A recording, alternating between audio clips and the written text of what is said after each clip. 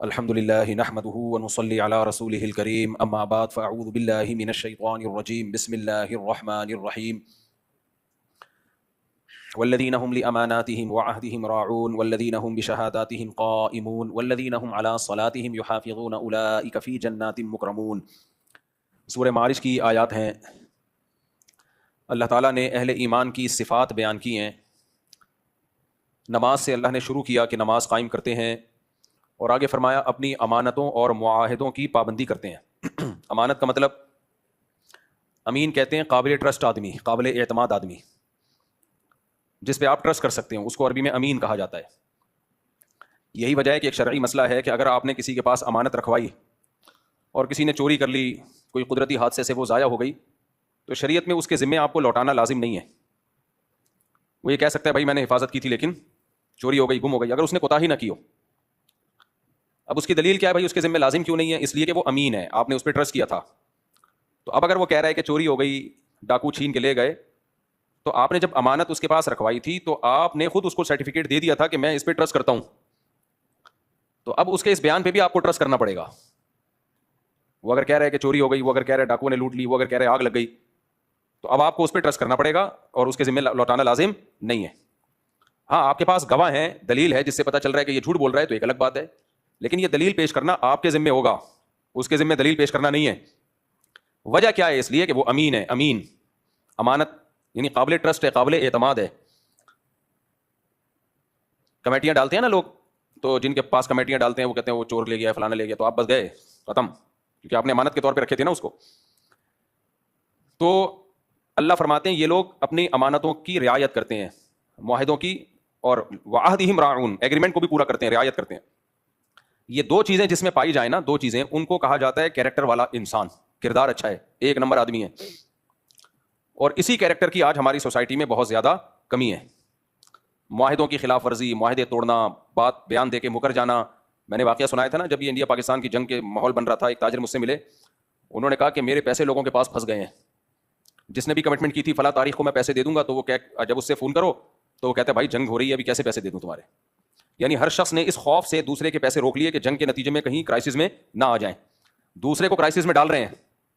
ہونا تو یہ چاہیے کہ آپ فوراً اگلے کے پیسے دے دیں، کہیں اس سامنے والا مصیبت میں نہ آ جائے جنگ کی وجہ سے، لیکن لوگ دوسرے کا پیسہ روک لیتے ہیں، دوسرا کی ایسی کی تیسی ہو جائے، آپ اپنے آپ کو پہلے سیف سائٹ پہ لے کے آتے ہیں۔ اس سے پتہ چل جاتا ہے کہ انسان دو نمبر ہے یا ایک نمبر ہے۔ تو میں نے ان سے پوچھا، میں نے کہا مجھے ایک بات بتاؤ، اگر آپ نے لوگوں کے پیسے دینے ہوتے تو آپ کیا کرتے؟ مجھے کہنے لگے بات یہ ہے کہ میں بھی یہی کرتا، جو لوگ میرے ساتھ کر رہے ہیں میں بھی یہی کرتا، میں بھی کہتا جنگ ہو رہی ہے بھائی تو پیسے مانگ رہے ہے۔ یہ بہت بری حرکت ہے۔ پیسوں کی میں بار بار مثالیں اس لیے دیتا ہوں کہ ہمارے معاہدے ٹوٹتے پیسوں پہ آ کے ہیں۔ جہاں پیسوں کا معاملہ ہوگا معاہدے ٹوٹیں گے۔ آج ایک صاحب آئے عصر کی نماز کے بعد، کہنے لگے میں نے کسی کو پیسے دیے ہوئے ہیں، تو میرا اس سے ایگریمنٹ ہو رہا ہے، دیے میں نہیں دے رہا ہوں پیسے، ایگریمنٹ یہ ہو رہا ہے، یہ ایگریمنٹ ہوا ہے، وہ کہہ رہا ہے بھائی تو مجھے پیسے دے دے، نقصان ہوا تو میرا، نہیں ہوگا نقصان میں ہونے ہی نہیں دوں گا، فائدہ ہوگا تو پروفٹ میں شرکت کر لیں گے۔ کہہ رہے مفتی صاحب یہ شرعاً جائز ہے؟ میں نے کہا اول تو یہ شرط ہی کا لدم ہے، اس کی شریعت میں کوئی حیثیت ہے نہیں۔ جب آپ انویسٹمنٹ کرتے ہیں تو جتنی پرسنٹیج آپ کی انویسٹمنٹ ہوگی آپ کو لاس بہرحال برداشت کرنا پڑے گا۔ اب وہ آیا تو مجھ سے مسئلہ پوچھنے کے لیے تھا، مشورہ لینے کے لیے نہیں آیا تھا، لیکن میں نے غریبی میں ایک مشورہ بھی پارسل کر دیا۔ میں نے کہا مسئلہ تو یہ ہے کہ یہ شرط کل عدم ہے، اس کو لاس برداشت، آپ کو لاس برداشت کرنا پڑے گا۔ میں نے کہا باقی وہ جو آپ سے کہہ رہا ہے نا کہ لاس سارا میرے ذمے، وہ اس لیے کہہ رہا ہے کہ تاکہ آپ اس کے ساتھ انویسٹمنٹ بے خوف ہو کے کریں۔ اور میں نے کہا جب آپ نے اس کی اس چکنی چپڑی باتوں میں آ کے ادھر پیسے دیے اور سارا لاس اس نے آپ کے ذمے نہ ڈالا تو میرا نام بدل دینا، میں 4 شادیوں پہ بیان چھوڑ دوں گا۔ اور جب آپ کہو گے نا کہ آپ نے کہا تھا کہ لاس ہوگا ہی نہیں، میں ایسا کاروبار کر رہا ہوں، تو کہے گا یار میں تو واقعی ایسا کر رہا تھا، لیکن قدرت کے آگے کون جا سکتا ہے؟ خدا سے کون لڑ سکتا ہے؟ فطرت سے کون لڑ سکتا ہے؟ اب ہو گیا۔ بالکل وہی معاملہ ہے۔ حضرت یعقوب علیہ السلام کے بیٹے آئے ابا کے پاس اور ابا سے کہنے لگے ارسلہ معنا غدا یرتع ویلعب وانا لہ لحافظون، اے ابا یوسف کو ہمارے ساتھ بھیج دیں، کھیلے گا، تھوڑا جنگل میں گھومے گا، کھائے گا پیے گا، ہم اس کی حفاظت کریں گے۔ ابا نے کیا کہا؟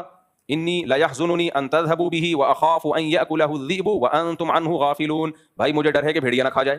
تو کہنے لگے ابا یہ بھیڑیا اگر اس کو ہماری موجودگی میں کھا جائے، ونحن عصبہ، ہم اتنے مضبوط بھائی، لمبے تڑنگے جوان، ہمارے ہوتے ہوئے ہمارے چھوٹے بھائی کو بھیڑیا کھا جائے۔ یعنی وہ ابا پہ یہ اعتراض کرنے لگے ابا آپ کیسی باتیں کر رہے ہو، ہم کس بات کے بھائی ہو گئے پھر؟ حالانکہ ان کا پورا پروگرام تھا بھیڑیے کو کھلوانے کا، کنویں میں ڈالنے کا۔ تو اس لیے ڈرامے باز آدمی کے اسٹائل پہ کبھی بھی بولو مت جایا کرو. وہ پیسہ لیتے ہوئے یہی کہیں گے, آپ کہو گے بھائی نقصان ہو گیا تو کیا ہوگا, وہ کہیں گے نقصان یار تو پاگل سمجھ رہے ہیں ہم کو, یار ہم جدی پشتی بزنس کرتے آ رہے ہیں, ہم اس لیے تیرا پیسہ لے رہے ہیں کہ لاس کریں گے, نقصان کریں گے. ابے کیا باتیں کر رہا ہے, لگتا ہے مفتی طارق مسعود کے بیان سنتا ہے تو بھی. ابے مفتی صاحب سے بولو شادیوں پہ بات کیا کریں, کاروباری باتیں مت کیا کریں. تو مفتی صاحب سے بولو بھائی یہ باتیں کی ٹاپک مفتی صاحب کا نہیں ہے, جیسے قاری خلیل نے بول دیا تھا نا کہ مفتی صاحب سے بولو آپ صرف شادیوں پہ بیان کیا کریں. اس کے بعد سے میں نے قاری خلیل پہ بھی جب سے بیان کرنا شروع کر دیا, قاری خلیل پہ, تو اس کے بعد سے قاری صاحب کیا ہو گئے, خاموش ہو گئے. تو قاری خلیل صاحب نے جو علمی غلطیاں کی ہیں نا, گڑبڑے کی ہیں مسائل بیان کرنے میں, قرآن و حدیث کا لیول لگا کے, وہ مفتی رشید احمد خورشید صاحب نہیں گئے تھے ظفر رمضان میں, قاری خلیل صاحب کے سامنے بیٹھے تھے, تو قاری خلیل صاحب نے ٹاپک ہی الحمدللہ چھوڑ دیا وہ. تو خیر, تو میں یہ عرض کر رہا تھا, تو میں نے اس سے بولا, میں نے کہا بھائی دیکھو یوسف علیہ السلام کے بیٹوں نے کیا کہا تھا, نحن عصبہ, ہم ہمارے ہوتے ہوئے بھیڑیا کھا جائے بھائی کو. پھر شام کو کیسے آئے کہ بھیڑی نے کھا لیا, اور جھوٹی قمیص بھی لے کر آئے, یعنی قمیص پہ جھوٹا خون لگا کے کہ بھیڑیا نے کھا لیا. اور پھر کہنے لگے وما انت بمؤمن لنا, ابا ہم قسمیں اٹھا کے بھی سچ بولے نا, ہمیں پتا ہے آپ نے ماننا پھر بھی نہیں ہے. ولو کننا صادقین, ہم کتنے ہی سچے کیوں نہ ہو, ابا آپ نے ماننا پھر بھی نہیں ہے. تو بھائی جس نے کچھ کرنا ہوتا ہے وہ جھوٹ بھی بولتا ہے, وہ جھوٹی قسمیں بھی اٹھاتا ہے. اس لیے شریعت میں حکم یہ ہے کہ دلیل سے بات کرو, جذبات سے متاثر کرنے کی کوشش مت کرو. میں بار بار ایک بات بیان کرتا ہوں, جھگڑے جب آپ کے پاس آتے ہیں, کوئی یک طرفہ بیان سنی, میڈیا پہ کوئی بات سن لی, بالکل فوراً متاثر مت ہو. دیکھو بھائی تمہارے پاس اس کی دلیل کیا ہے. رونا پیٹنا, چیخ چیخ کے اپنے ظلم کی داستانیں بیان کرنا, اس سے آپ کا مظلوم ہونا کبھی بھی ثابت نہیں ہوتا. ہو سکتا ہے آپ خود ظلم کر کے رو رہے ہو. یوسف علیہ السلام کے بھائیوں نے اپنے بھائی کو کنویں میں ڈالا اور روتے ہوئے آئے, حالانکہ خود ڈال کے آئے. تو رونا تو ان کو چاہیے تھا یوسف علیہ السلام کو کہ میرے ساتھ کیا ہو رہا ہے, اور رو کون رہا تھا, یہ رو رہے ہیں. میاں بیوی کے جھگڑوں میں تو بہت زیادہ ہوتا ہی ہے, جو ظالم ہوتا ہے وہ مظلوم ہوتا ہے, وہ رو نہیں رہا ہوتا, ظالم الٹا رو رہا ہوتا ہے.